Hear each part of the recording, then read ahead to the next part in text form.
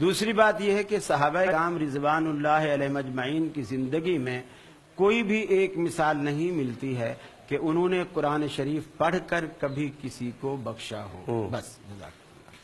بس سلام کی حد تک اگر اور اس میں آپ نے تو معاملے ختم کر دیا. ڈاکٹر صاحب میں عرض کر رہا ہوں، حدیث مبارکہ موجود ہے کہ اللہ کے نبی سرور کون و مکان صلی اللہ تعالی علیہ وسلم، بخاری کے اندر 2 مقامات پر ہے، مسلم کے اندر ہے، ترمذی میں ہے، مستدرک للحاکم میں ہے، مصنف ابن ابی شیبہ میں ہے، ابن ماجہ میں ہے، وہ حدیث پڑھیں اور دیگر میں حوالے اس لیے دے رہا ہوں نا کہ کیونکہ پھر آپ کہتے ہیں قطع نہیں کہاں سے لے کے آ گئے. نہیں وہ پتہ چلے گا نا. بہرحال نبی پاک اپنے صحابہ کی امرائی میں تشریف لے کے جا رہے تھے تو اللہ کے نبی کا گزر 2 قبروں کے پاس سے ہوا تو اللہ کے حبیب نے ارشاد فرمایا کہ انہما لیعذبان، ان دونوں کو قبر میں عذاب ہو رہا ہے. پھر اللہ کے نبی نے کھجور کی ٹہنی، 2 روایتیں، ایک میں یہ کہ اس کو درمیان سے چیرا اور ایک میں یہ توڑا، ایک قبر پہ ایک رکھی، دوسری قبر پہ دوسری رکھی.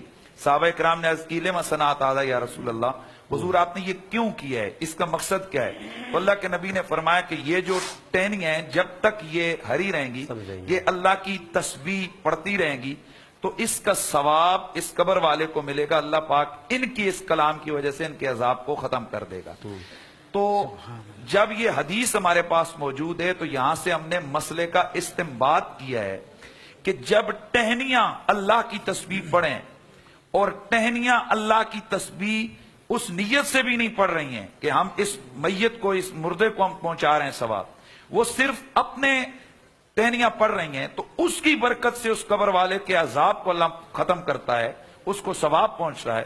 تو اگر ایک مسلمان جو اشرف المخلوقات ہے، جب وہ اللہ کا قرآن کہ جو کلام میں سب سے بڑا کلام ہے، اللہ کا ذکر ہے، جب اس کو پڑھے گا تو اس کا ثواب جب ایصال کرے گا تو اس کا کیا مقام ہوگا. اور یہاں بنیاد ایصال ثواب ہے، اور اصول طور پر ہر وہ چیز کہ جس کو یعنی ثواب کمایا جا سکتا ہے، آپ اس کا ثواب ایصال کر سکتے ہیں، چاہے کوئی زندہ ہو چاہے کوئی فوت شدہ ہو.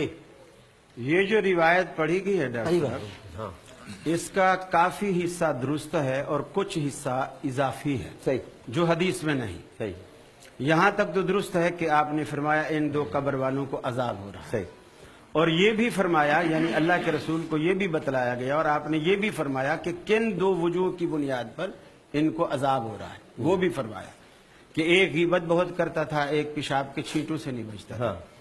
پھر حدیث میں یہ صراحت ہے کہ اللہ کے رسول صلی اللہ علیہ وسلم نے خود وہاں کھڑے ہو کر ان کے لیے دعا کی، اور دعا کر کے آپ نے وہ چھڑی چیر کر ان دونوں قبروں پہ آدھی ادھر ڈالی. پھر فرمایا مجھے اللہ کی ذات سے امید ہے کہ جب تک یہ چھڑیاں ہری رہیں گی تب تک اللہ رب العالمین ان کے عذاب میں تخفیف کرے گا. یہ الفاظ کہ چھڑیاں تسبیح پڑھیں گی اور اس وجہ سے عذاب میں تخفیف ہوگی، نہیں.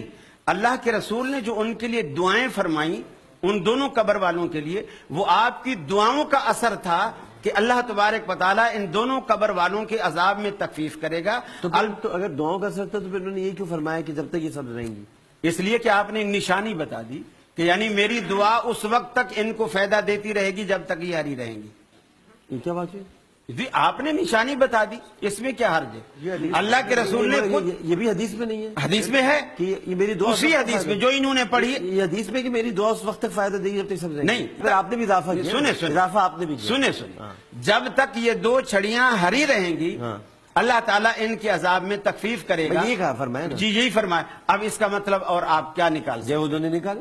میں آ رہا ہوں ڈاکٹر صاحب. انہوں نے یہ نکالا کہ چھڑیاں تسبیح پڑھیں گی جی، اور ہم کہہ رہے ہیں کہ اللہ کے رسول نے دعا کی. ان دونوں باتوں میں فرق ہے. ان کی دعا کا سگنل تھوڑی ہے، وہ تو مستجاب الدعوات ہے. میں کہہ رہا ہوں مستجاب الدعوات ہے. دیکھیں میری صحیح بات کا غلط مطلب نہ لینا. میں کہاں نکال، دیکھیں نا غلط مطلب نہ لیں. میں یہ کہنا چاہ رہا ہوں چھڑیوں نے تسبیح نہیں پڑھی، بس جو اصل ان کا استنباط ہے. سائلہ فلا تخر، یہ کہاں لکھا ہے؟ سوال کرنے والے مجھے لگ رہے ہیں. نہیں وہ سوال یہ نہیں ہے، وہ سوال یہ نہیں ہے. سائل کرنے والے کو آپ لگ رہے ہیں. وہ سوال ہے سموسہ مانگنا.